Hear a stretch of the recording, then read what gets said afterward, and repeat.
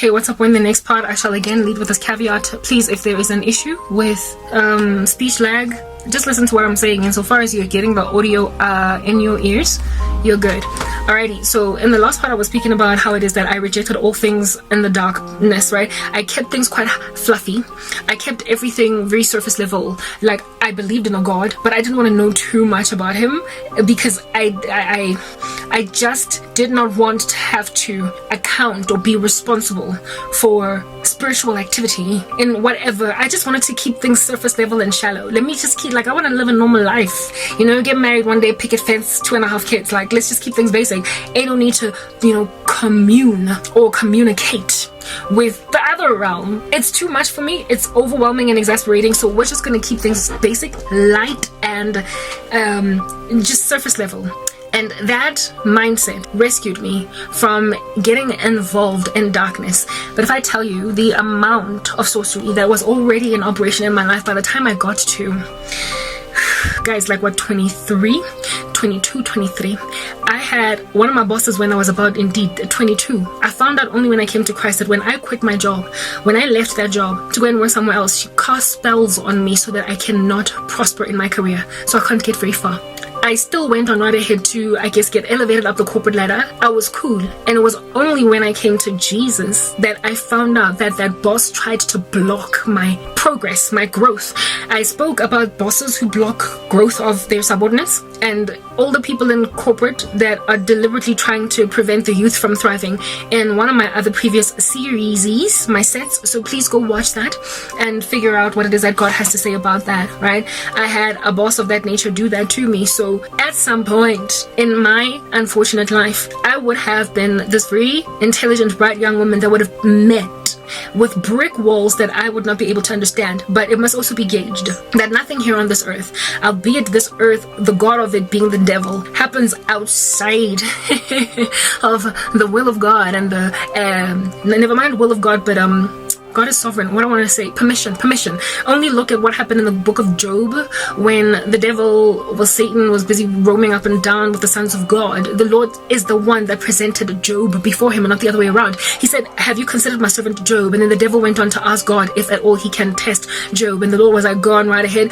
You can do this much and not much more. So it turns out that God not only has got control and dominion over what the devil can do to Christians, but also unbelievers, because I was not saved, and yet I had this like boss that bewitched me when I was just 22. I only got born again a good 5 years later, and yet I still grew like weeds up the corporate ladder. It's like her witchcraft just hit brick walls. It just smoked up in the sky like incense and could no longer be comprehended as such once it had evaporated. Do you understand? It did not do anything. It didn't touch me. But here it is now that I'm a born again child of the living God, and it looks as if though I keep on hitting brick walls. It looks like I am bewitched. It looks like I'm cursed, when curses have been in operation all my life that just did nothing. They never, in operation is a bad word or a bad bunch of words. Rather, curses have been sent me that did zero. They did like nothing in the run up to. There is just so much sorcery being practiced by Africans. I mean, it likely is just the world at large, but you know, I'm in Africa, so I speak to my ecosystem. It is so bad, like in the cosmos, the spiritual war that is happening. It's so horrendous that if you were to be given spiritual goggles, metaphysical goggles to gaze upon the activity in the cosmos, you would take them off straight away. It's menacing. The number of satanic practices that human beings on earth are doing, the portals, the little wormholes essentially that they keep on opening, their seances, their Ouija board rituals. The only thing that is protecting the human race from human beings destroying the earth with demons, with devils, with satanic activity, with metaphysical activity, the only thing blocking basically entropy in that regard, capsizing of the situation or an implosion, the only thing blocking it is the fact that these entities that human beings keep running towards in order to achieve metaphysical goals here on earth, like to give themselves ill-gotten gains, is the fact that these entities themselves have got a linear regression constraint set that they cannot exceed. They cannot just do whatever people want them to do, which is why I find witches incredibly naive. Like, you seriously think that you can conjure up a spirit, something that has got an eternal existence. It is past more years than you, and in the future will continue to exist after you breathe your last. You think you can go and grab an entity, an ancient spirit that has been in existence for that long, and command it? commanded, for crying out loud, to do what you wanted to do. It's got power over you, dominion over you. We are made a little lower than the angels. If we are, okay, so there are people who believe that demons are disembodied spirits of the Nephilim. If we are made a little lower than the angels, we can also trust that even those demons are higher than us, because they are the mix of human DNA and angelic DNA, which is loftier than human DNA. So it would be angels, it would be demons, and then it would be us. So when you're dealing with not only something that has been spiritually created loftier than you, but it also does not have a death date. It does not have an expiration date like you do. The finality, the beginning that you have and the end that you inevitably will have. It does not have these meager 80 years here on earth. How in the world do you think that something that is as ancient as that, with such a long ago start date and a perpetual end date? Like, there is no end date, it's infinite. It's just around. It's not going anywhere. How in the world do you imagine you can rock up and start to teach it, train it, tell it what to do? It's like kids coming into a classroom in first grade and telling the teacher what to teach them. Telling the teacher, I don't like the 2 times table, please do the 3 times table today. Or telling the teacher, I don't like English, please teach me French. I'm sorry, there's a set curriculum and you will learn it whether or not you like it. If you don't like it, get out, go get homeschooled. Find yourself somebody else is going to teach you exactly what you want and tailor make it to your own desires. You little child, you are irresponsible. The demons look at us that way sometimes. Like when people practice witchcraft and they go, literally, you go to a Ouija board and you summon a spirit, moving your hands around on a Ouija board, and it's spelling things and this entity rocks up and it speaks. You are calling something that doesn't have to answer you when you call it, first and foremost, and when it answers you, it doesn't have to tell you the truth, and when you tell it to go, it doesn't have to go. You've opened a door that has given it access to a world that they've always wanted access to. Why would they leave? That is why people who dabble with dark arts, like who play with Ouija boards and stuff, get tormented all their lives until they either give themselves to Christ or they seek out some kind of a temporary exorcism in the Catholic Church or whatever. Like, you are playing with things that are bigger, loftier than you, and they are your teachers. And they will teach you their curriculum. So once you open the door to them, once you enroll in their school, you're gonna learn what they want you to learn. And you will graduate at the time they say you must graduate, after 12 years as opposed to just maybe 9. You are gonna follow their rules all the way up until you die, and they get to also be the ones to decide if you graduate. So nobody walks in a greater power as Isangoma than what it is that demons will allow them to walk in. And nobody can do a spell that devils are not prepared to carry out.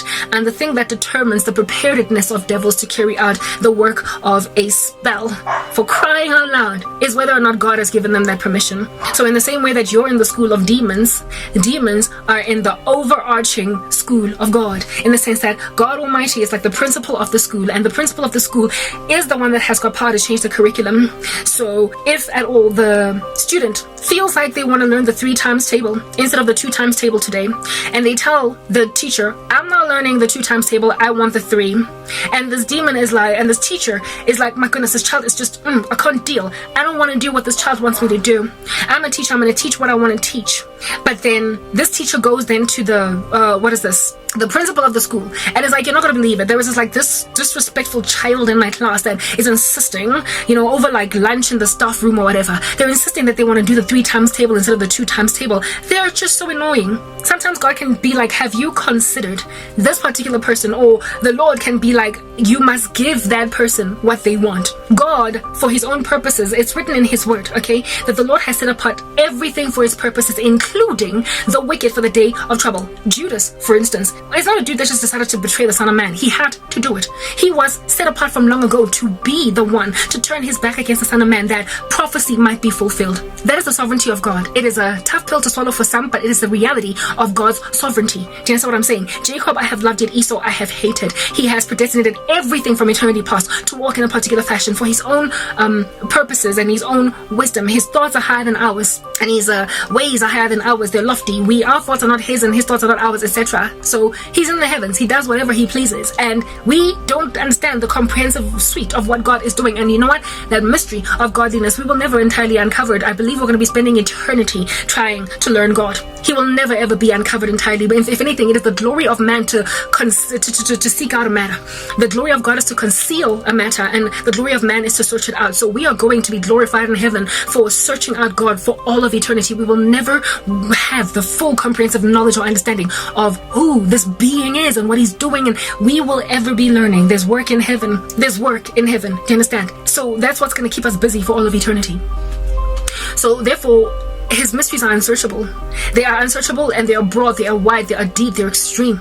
And so for those reasons, we can never really understand much of why he does certain things. But what we can trust is that he is holy and just, and so can do no wrong. And in believing that, walking therefore in faith, we then capitulate to his will when it is unfolding in our lives, albeit being different or contrary to what it is that we would much rather have happen. Job would have much rather not have gone through what he went through, but he went through it, and when he went through it, he stuck to God because, you know, it is him that he trusts. He is good, he is holy, he knows what he's doing. And ultimately Job was, proven as a man of God and was restored to everything that he needed, lacking and nothing. So therefore, if the Lord decides that you want to bewitch that little boy in the corner, I am not happy that you should want to do that, but I am going to allow the devil that you want to use to stop that little boy from passing grade 9. I'm going to allow the devil to distract that little boy, to make him sleepy during exams, to make him sleepy when he's studying, to make it difficult for him to get anything done. And I'm going to allow, therefore, when this boy fails grade 9, for this witch that bewitched this boy to believe that his witchcraft works, and so think there is power in the sorcery, because I have given him warnings time and time again to repent, to walk away from this darkness. So what I'm going to do this time around is give him prosperity in the darkness, so that he can go to the abyss. To the end of his life, he is reprobate and handed over without repenting, because this is how much time I gave him to do better. I showed him over and over again, witches, you would be lying to yourselves if you said that every last spell that you have ever cast has worked. There are people on whom, witchcraft lands like water on a greasy body. It just slips right off, like nothing happens. You spend $1,000 and nothing happens. You put people like dominoes and nothing happens. You cast death curses. Understand, guys, if witchcraft was prosperous 100% to work, you must understand less and less assassins would get hired to kill people. People would just turn to witchcraft and do death spells because there is no body trail, there is no fingerprints, there's no evidence, there are no track marks that can be followed. There's no evidence, there's no dusting of fingerprints. So more and more people would assassinate people using it. Like the murder of AKA, the people who killed him still stand to face prison and national, like people in the country just being enraged and whatnot. Persecution for the rest of their lives for having killed their darling or whatever. It would have been better for whoever it is that hired the hit on that said celebrity to just go and do a death curse, and that's it. Just do a death curse, because then the dude would have died like naturally in a car, either with a heart attack or car accident or whatever. If they worked 100% of the time, people would capitalize on the fact that there are no fingerprints on witchcraft. They would try and do everything. Instead, there are still contract assassins being hired. Instead, there are still people stabbing people to death. There are still people sabotaging in a very natural sense by participating in unsavory business practices their colleagues in the office so that they don't get the promotion. And if at all an investigation was conducted and they got busted, they could not only lose their jobs but their whole careers, be blocked, blacklisted from ever applying for jobs again in the future because of this very taboo practice. Plus, they could also be splashed all over the media as corrupt human beings. There are so many risks in doing things in the physical realm where you get your hands grubby, because then people can figure you out. But witchcraft grants you anonymity. You get to just tip a person over and nobody has to know that you did it. That is the